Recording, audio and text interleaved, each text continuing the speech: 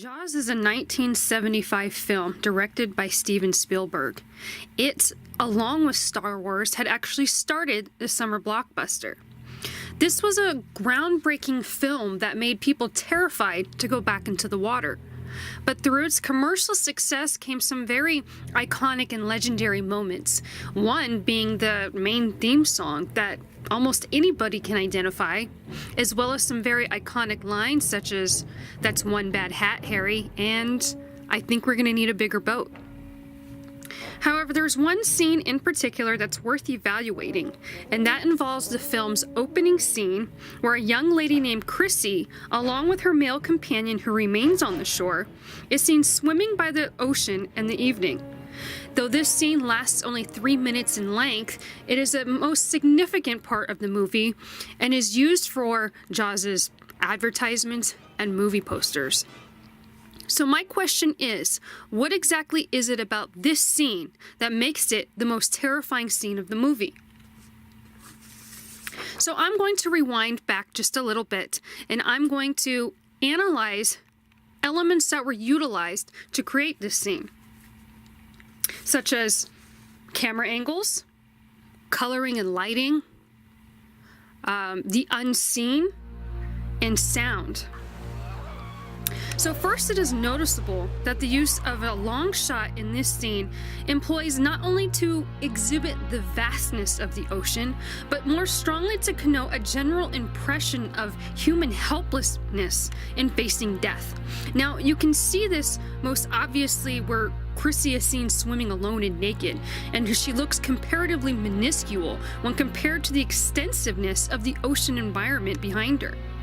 It is here that the aim of using this long camera shot, given its placement at the beginning of the story, is meant to prepare the minds of the viewers regarding both on the killer's nature of the shark and the vulnerability of its victims in the open sea. Now, the scene's use of lighting and color augment the effectiveness of terror that the scene aspires to convey.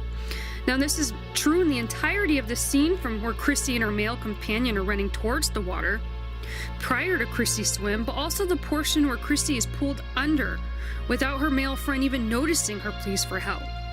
Perhaps it can be said that the use of darkness and subdued colors that dominate the scene are meant to imply death, specifically the inescapable and horrific death of humans that are targeted by the shark. Now, one of the most effective aspects of this scene is the unseen killer.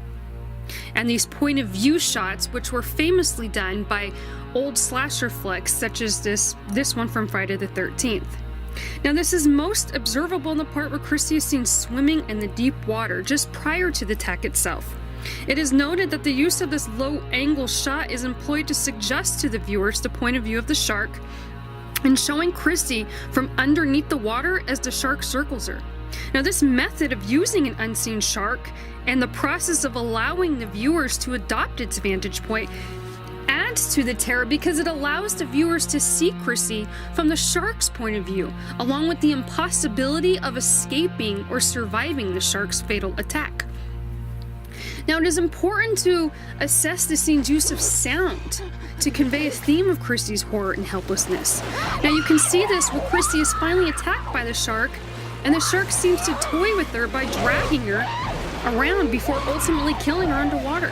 It is most observable that the terror conveyed in the scene has not been achieved by using musical accompaniment, nor by any sound effects, as was perhaps typical in other films.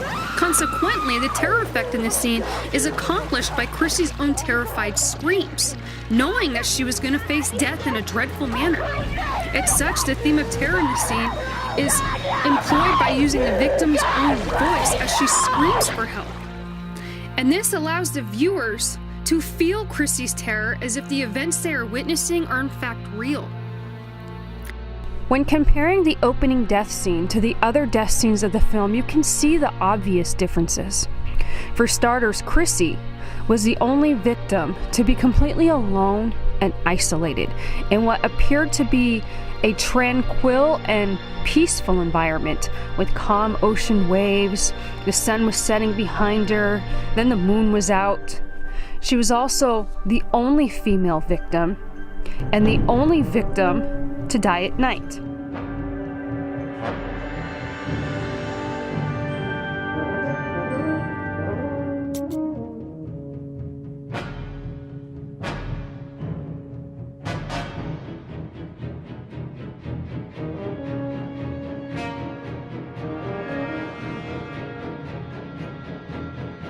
And in her particular scene, you never see the shark. But through all these other death scenes, the shark is visibly present.